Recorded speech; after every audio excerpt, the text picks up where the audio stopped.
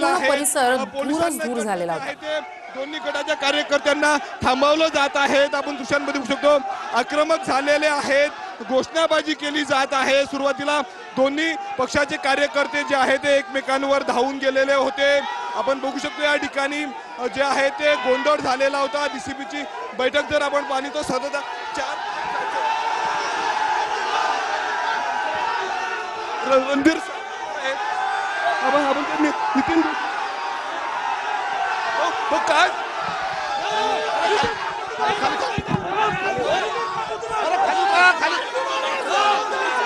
खाली उतरला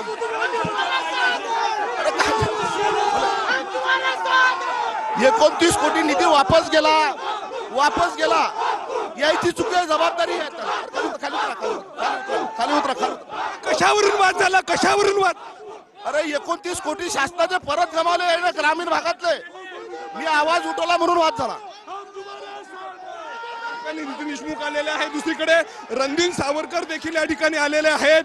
आपण बघू शकतो या ठिकाणी रणधीर सावरकर आलेले आहेत, त्यांचे कार्यकर्ते देखील आहेत या ठिकाणी आपण बघू शकतो।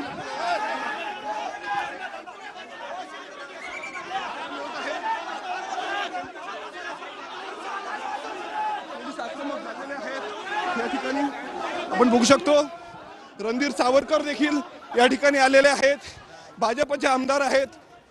रणधीर सावरकर, रणधीर भाऊ इकडे गेले का? रणधीर सावरकर या ठिकाणी आलेले होते, नेमका काय वाटायला आपण ते जाणून घेऊयात।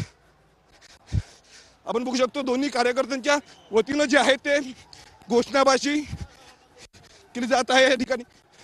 तर सुद्धा ठाकरेंचे शिवसैनिक, ठाकरे सेनेचे कार्यकर्ते आणि भाजपचे कार्यकर्ते यांच्यात जोरदार घोषणाबाजी झाली।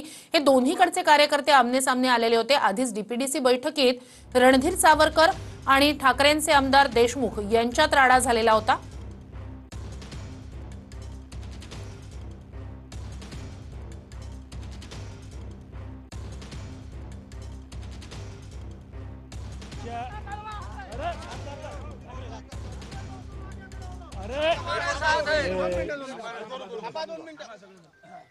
तुम्ही जे बातमी टाकलं का नाही 100% माहिती घेतल्याशिवाय अशी बातमी देऊ नये। समाजामध्ये आणि शहरामध्ये तेढ निर्माण होते। तुम्ही काय सांगितलं शिवीगाळ झाली, कुठून आमदार फक्त बादशाबादशी झाली। तुम्ही शिवीगाळ लिहिलं पाहून घ्या। आम्ही चालू TV9 नी शिवीगाळी बातमी लवकर बातमी हेडिंग आहे आमदारांमध्ये शिवीगाळ असं घालते। शब्द आणि बाचाबाची हे झालीच आहे, पण त्याला अशा पद्धतीने न्यूजमध्ये रूप देणं यानं काय होते की उगीच कार्यकर्त्यांमध्ये जोश निर्माण होते, याच्यातून अप्रिय घटना घडतात।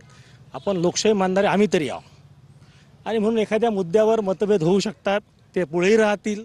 आम्ही आमची बाजू मांडण्याचा प्रयत्न केला। विषय असा आहे की तिथं काही लोक शूटिंग करून राहिले होते, त्या शूटिंगला पालकमंत्र्यांनी ऑब्जेक्शन घेतलं।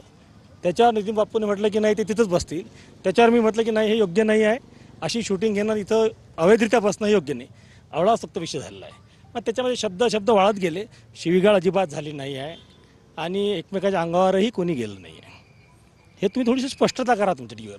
काय होऊन जाते ती बातमी छापता आक्रमक, इकडचे 4 लोक बोलतात, तिकडे 4 लोक बोलतात, हे योग्य नाही आहे। एवढंच माझी विनंती तुम्हाला। नितीन बापूंचं म्हणणं पडलं की निधी वाटपांवर संपूर्ण हा वाद, त्यांना विचारा तुम्ही। निधी वाटपाचा काहीच विषय नाही याच्यामध्ये, वाद याच्यावरून झाला। तिथं 2-3 लोक बसले होते बापूचे समर्थक, पालकमंत्र्यांनी निर्देश दिले की असं शूटिंग करणं बरोबर नाही, जे अपेक्षित नाही मीटिंगमध्ये त्यांनी बाहेर बसावं।